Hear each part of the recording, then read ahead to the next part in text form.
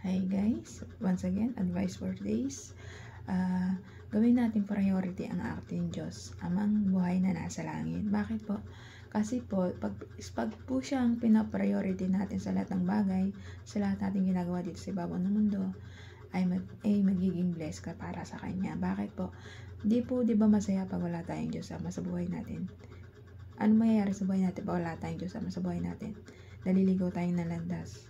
Nandiyan nagkakaroon tayo maraming problema, hinanaing pagsubok, kasawian sa buhay, mga problema, sinlakay ng dagat, halos din natin kayanin. Kasi nawawalan tayo ng Diyos Ama sa buhay natin. Kasi hindi na tayo nananalig, nawawala tayo ng Diyos, nakakalimot tayo. Once kasi ang tao nakakalimot sa atin, nakakalimot ka sa ating Diyos Ama, nawawalan ka ng Diyos Ama sa pagkatao mo, naliligaw ka ng landas, napupunta ka sa pag-aadik, pagbabarkada, pagkikismis, pangangabit, paninira sa kapwa, pambubuli, kung ano-anong ginagawa mo, puro kasamaan. Pero kapag ikaw ay may Diyos Ama sa iyong pagkatao, lahat ng masasamang gawa mo na pinapairal mo sa pagkatao mo ay hindi mo yung magagawa. Puro lang kabutihan. Kasi bakit? May Diyos Ama ka eh. May Diyos Ama kang umiiral dyan sa pagkatao mo.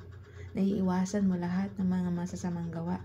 Tulad naman sinabi ko kanina, yung pangangabit mo, panunukso yan ng demonyo. Pinapasok utak mo yan eh. Pinapasok utak at puso mo. Nagawin mo yan. Sige, walang problema dyan. Titikim ka lang naman eh. Titikim ka, tapos pag natikman mo na, okay lang yan kasi wala namang basta tago-tago nyo lang, diba? Diba? Ganun yung demonyo eh. May tinitrigger ka na pandala ka sa tukso, ikaw namang marupok, mahina. Alam mo ng mga tao, mahina pagdating sa tukso, lalo na sa bugso ng laman. Pag naakit sila, wala na. Talo na.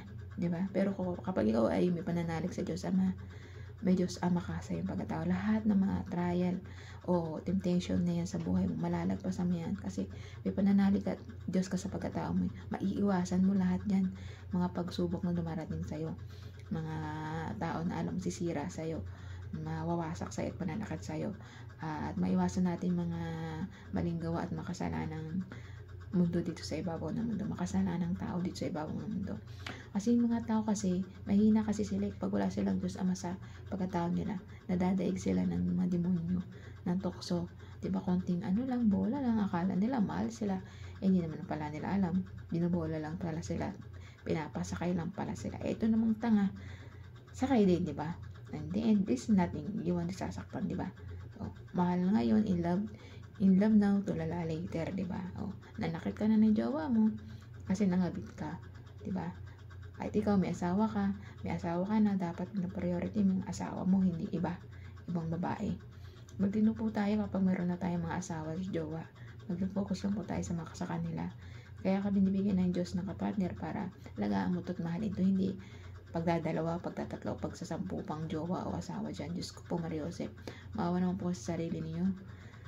Hindi po dapat ganun, nagiging masama na po kayong tao sa mata ng Diyos pag ganun po, marami po kayong asawa. Isa lang po, kontento po kayo sa isa. Kuha lang po ng mga kabutihan dito sa ibabaw ng mundo. Tumulong, rumispeto, magmahalan tayo dito sa ibabaw ng mundo. At magkaroon ka ng Diyos Ama sa iyong pagkatao para maiwasan natin lahat ng mga tukso na yan na pumapaligid sa atin. Okay? Kaya hanggang dito lang ang advice. Ingat po tayong lahat. And God bless.